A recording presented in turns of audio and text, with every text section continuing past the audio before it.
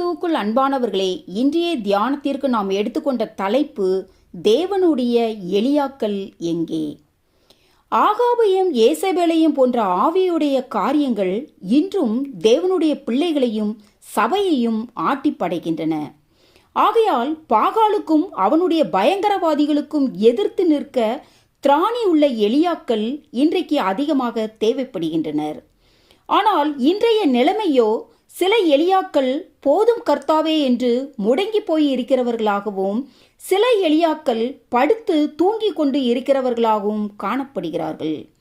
ஆனால் தேவனுக்கோ பாகாலின் காரியங்களை தனி மனிதனாக எதிர்த்து நிற்கக்கூடிய எலியாக்களே இன்றைக்கு தேவைப்படுகின்றன.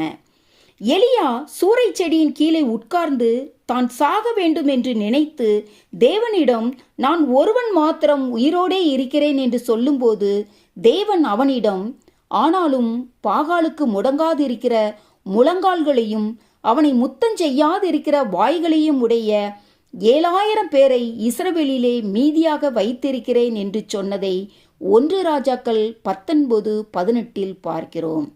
அதாவது 7,000 பேர் இருந்தது உண்மைதான். ஆனால் தேவனுக்காக வைராக்கியம் காட்ட ஒரே ஒரு எலியா மாத்திரமே அங்கு இருந்தான். அந்த 7,000 பேரும் தேவனுக்கு பயந்தவர்கள்தான். ஆனால் தேவனால் அவர்களை பயன்படுத்தப்பட முடியவில்லை. ஏனென்றால் சரீரத்தை மட்டும் கொல்ல வல்லவர்களுக்கு அவர்கள் பயந்தார்கள். ஆகவேதான் தேவனால் உபயோகப்படுத்த முடிந்த ஒரே பாத்திரமாக எலியா மட்டுமே அங்கு காணப்பட்டான். இப்படியாக தேவனுக்காக வைராக்கியம் காட்டின எலியா கூட ஆகாப் ஏசபேல் போன்ற ஆவியுடைய காரியங்களுக்கு பயந்து தான் சாக வேண்டும் என்று சொன்னதை பார்க்கிறோம். ஆனால் தேவனோ அவனை சாக விடாமல் உயிரோடே எடுத்துக்கொண்டார். அப்படியானால் தேவன் அவனை உயிரோடே எடுத்துக்கொள்வதற்கான 3 முக்கிய காரணங்களை நாம் இப்பொழுது பார்ப்போம். முதலாவதாக, இந்த எலியா கர்த்தருக்கு முன்பாக நிற்கிறவன். இதை நாம் 1 ராஜாக்கள் 17:1 பார்க்கிறோம். இரண்டாவதாக, தேவன் என்ன சொன்னாலும் அப்படியே கேட்கிற தீர்க்கதரிசி அவன். இதைத்தான் தேவன் தனக்கு சொன்னபடியே எலியா செய்தான் என்று 1 ராஜாக்கள் 17:5, 10 போன்ற வசனங்களில் பார்க்கிறோம். மூன்றாவதாக, தேவனிடம் ஏன் எதற்கு என கேள்வி கேட்காத தீர்க்கதரிசி அவன். ஒரு விதவை வீட்டுக்கு போ என்று தேவன் சொன்னதும் ஏன் என்று கேட்காமல் போனான். கேரி தாற்றண்டைக்கு போ, அங்கு உனக்கு விடியற்காலமும் சாயங்காலமும் அப்பமும் இறைச்சியும் கொடுப்பேன் என்றபோது எதற்கு என்று கூட கேட்காமல் போனான்.